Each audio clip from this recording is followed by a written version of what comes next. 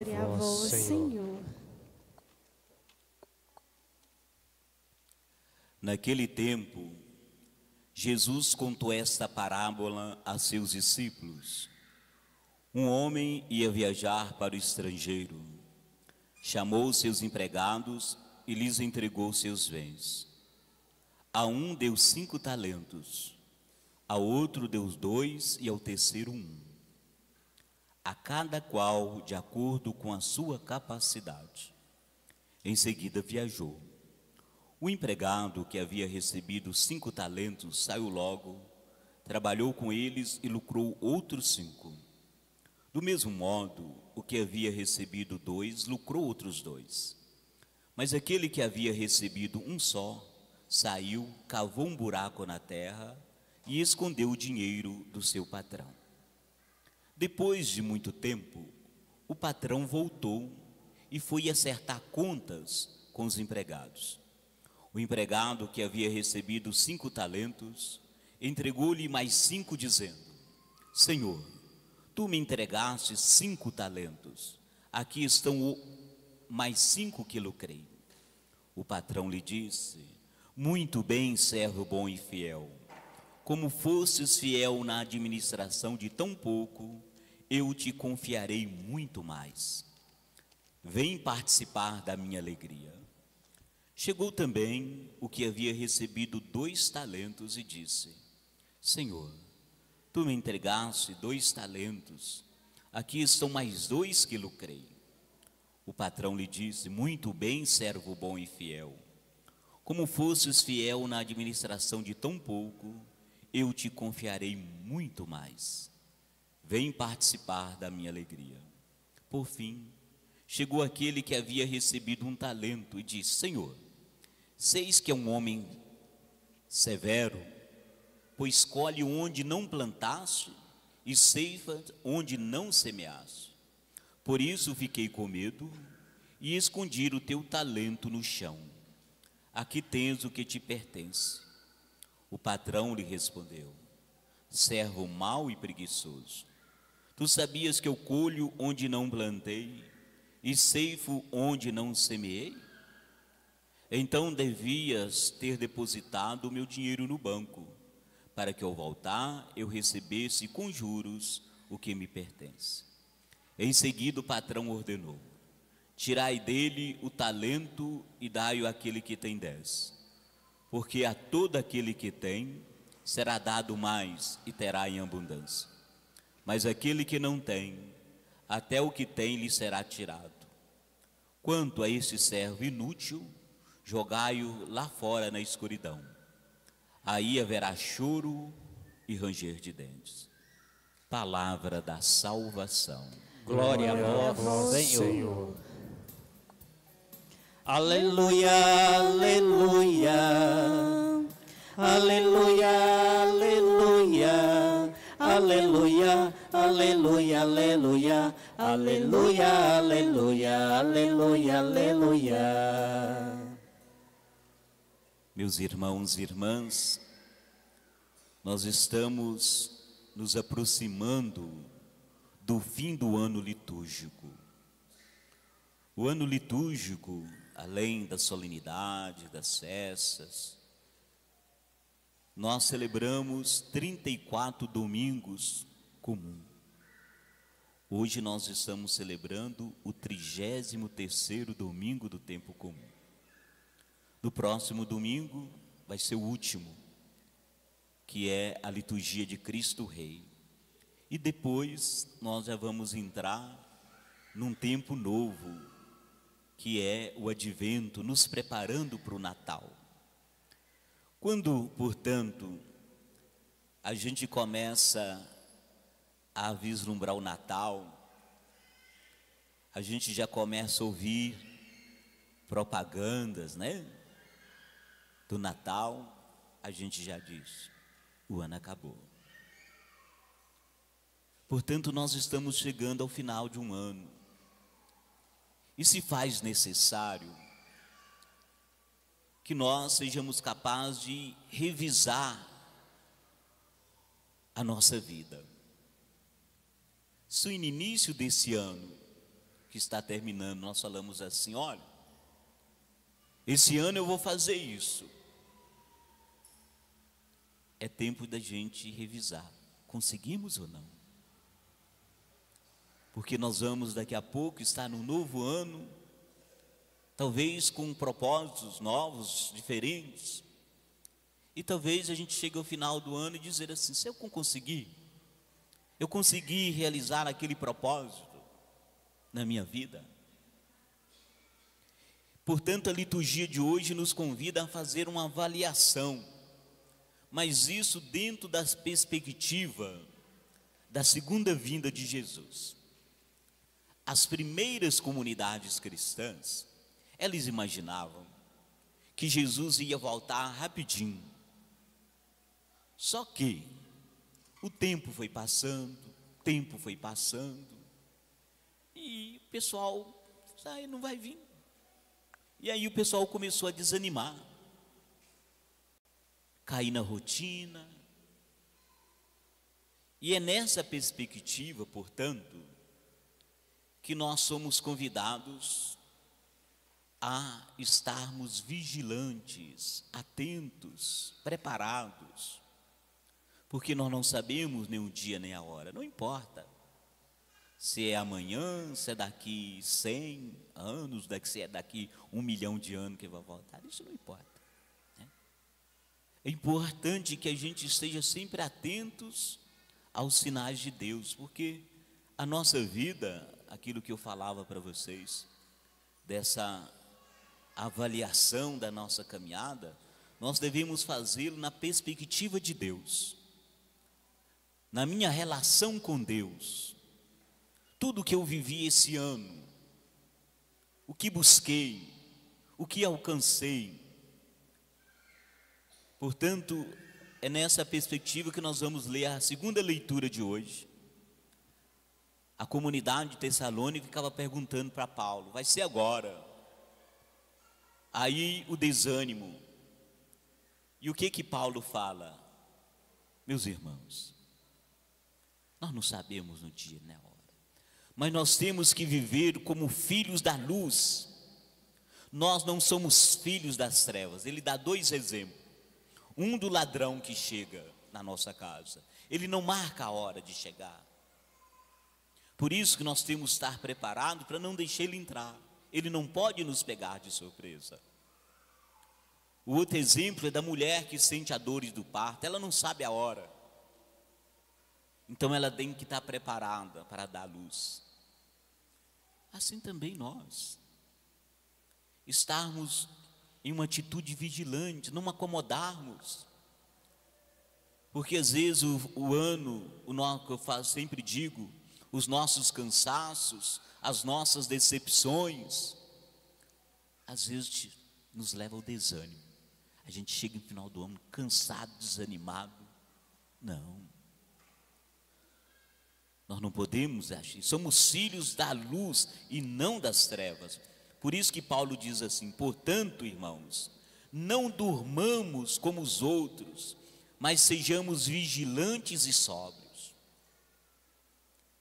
Atentos, sóbrios, não dormir, não acomodar.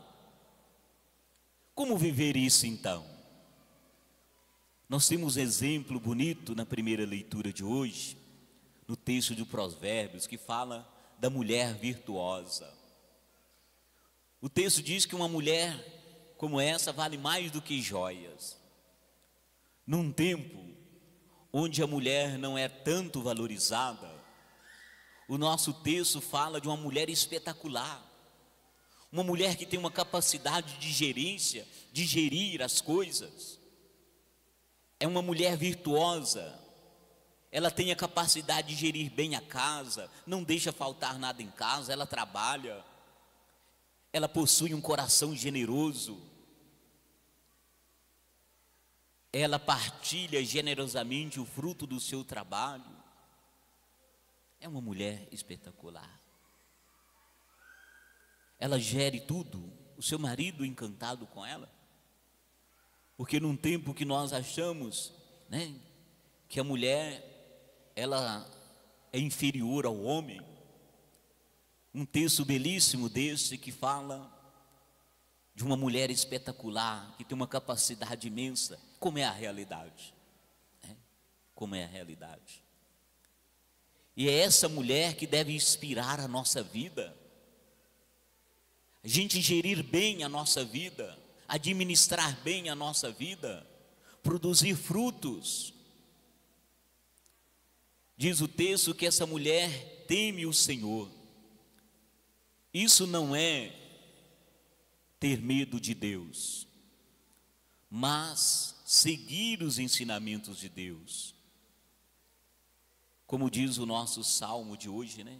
Feliz quem teme o Senhor. Aqui temer não é ter medo, mas quem confia, quem acredita e sabe que Deus nos conhece e nos confia uma missão especial. Portanto, essa mulher é um modelo para todos nós, para administrar, para conduzir a nossa vida com sabedoria, com amor, com generosidade, com responsabilidade. O texto do Evangelho, o Evangelho de Mateus, apresenta para nós a parábola dos talentos. Jesus conta uma parábola de um homem que ele resolveu viajar para o estrangeiro. E aí ele chama os seus empregados e a cada um, de acordo com sua capacidade, ele entrega os talentos. A um ele dá 5, a outro ele dá 2 e ao terceiro 1.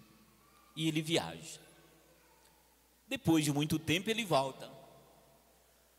E ele quer saber como que aqueles 3 foram capazes de gerir os dons, os talentos que eles receberam. Os 2 primeiros da parábola fizeram frutificar os bens. Um recebeu 5, lucrou mais 5. O que recebeu 4, 2, ele foi capaz de fazer render mais 2. Já o terceiro, que recebeu 1, ele enterrou. Aqui nós temos então 3 exemplos, ou melhor, 2. Os 2 primeiros, que fizeram render os talentos, é um exemplo para nós de como que nós devemos administrar os dons que Deus nos deu. Os dons que Deus deu a cada um de nós é para ser gerido de uma maneira muito especial. E entre tantos dons, eu coloco o dom da vida e o dom da fé. Gerir bem a nossa vida, administrar bem a nossa vida. Como você tem administrado esse dom que é a sua vida? Como que você tem administrado a sua relação com Deus? Com os outros também? Já o terceiro, que enterrou, é um modelo, um exemplo para nós, como que nós não podemos fazer. Nós não podemos enterrar a nossa vida, os nossos dons, por medo ou covardia. Cair no desânimo, né? Entregar. É preciso agir com talentos recebidos e fazê-los frutificar. Os talentos, os dons recebidos, são dados segundo a capacidade de cada um, diz o Evangelho. Cada um recebeu de acordo com a sua capacidade. Esse detalhe é importante. Isso nos diz que Deus nos conhece profundamente. Ele sabe da nossa capacidade, da possibilidade. Ele nos dá talentos segundo nossa capacidade. Lá no Evangelho de João, capítulo 15, Jesus diz assim: não foram vocês que me escolheram, mas fui eu que escolhi vocês e os destinei para ir e dar fruto. Portanto, Deus nos conhece, nos escolhe e nos dá talento para frutificar. Deus não exige nada que a gente não possa oferecer. Quando Ele cobra alguma coisa de nós, é porque nós podemos oferecer, né? Porque às vezes a gente contenta só com o mínimo. Nós falamos igual aquele aluno, né? Ele tem uma capacidade de ter uma média de 8, 10, 9, mas ele contenta com o mínimo, com 6, que dá para passar a régua. Não, nós podemos mais, e Deus sabe que nós podemos. É de acordo com a capacidade. Um recebeu 5, outro 2, outro 1, não importa. Porque Deus, se Ele deu 1, que Ele sabe que eu posso produzir mais com 1. Se Ele me deu 2, Ele sabe que eu tenho a potencialidade de produzir mais com esses 2. Portanto, a questão fundamental é como devem ser utilizados os dons, os talentos. Eles devem dar frutos ou vão ser enterrados? Cada um dos empregados, percebam bem, reagiu de uma forma. Uns trabalharam e multiplicaram, o outro enterrou. E o problema é que aquele que enterrou falou assim: sabe, patrão, eu enterrei, é porque eu sei que o senhor é um homem severo e eu tive medo. Ele usou uma justificativa para colocar a responsabilidade no outro. Eu não multipliquei os talentos que o Senhor me deu, porque o Senhor é um homem severo, eu tenho medo. Seria dizer assim: olha, a culpa não é minha, a culpa é do Senhor. Eu não produzi porque eu tive medo, o Senhor é muito severo. É abrir mão da responsabilidade, é o medo, é a covardia. Eu não produzi foi porque o Senhor é um homem severo, eu tive medo, então a responsabilidade não é minha. E é interessante que ele chega e entrega para o patrão assim: olha, eu enterrei, e aqui está ele de volta. A princípio,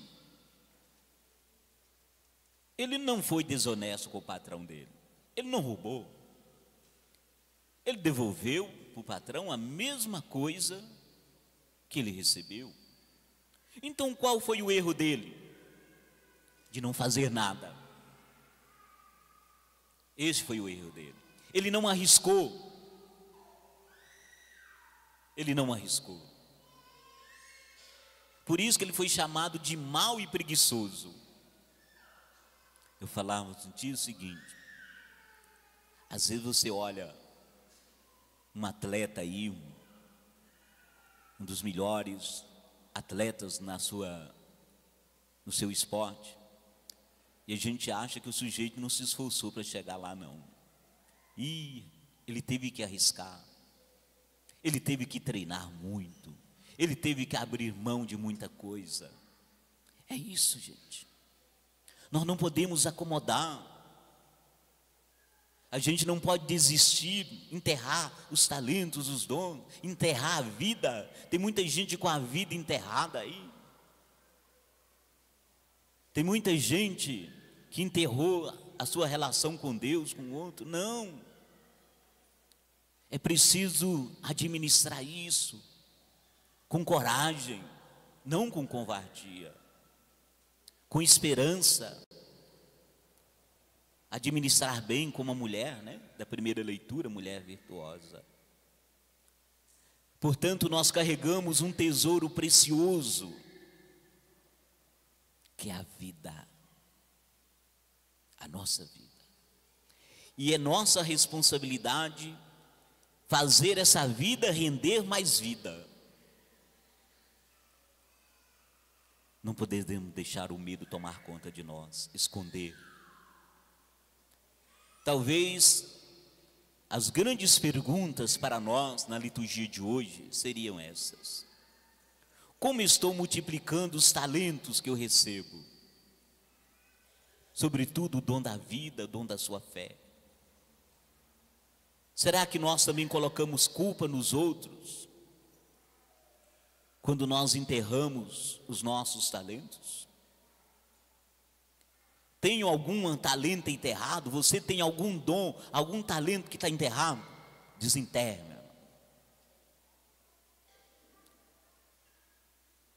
Fazer render é tornar a vida mais fecunda, é descobrir que nós temos um Pai, um Deus, que confia em nós, que acredita em nós, que acredita naquilo que nós temos de melhor. E nós temos, eu tenho, você tem. Não enterremos, mas sejamos capazes de administrar bem esses dons e produzir os bons e belos frutos que o Senhor espera de nós, porque nós não somos filhos da noite nem das trevas, nós somos filhos da luz, nós somos filhos e filhos amados de Deus. Professemos a nossa fé. Creio em um só Deus, Pai Todo-Poderoso, Criador do céu e da terra, de todas as coisas visíveis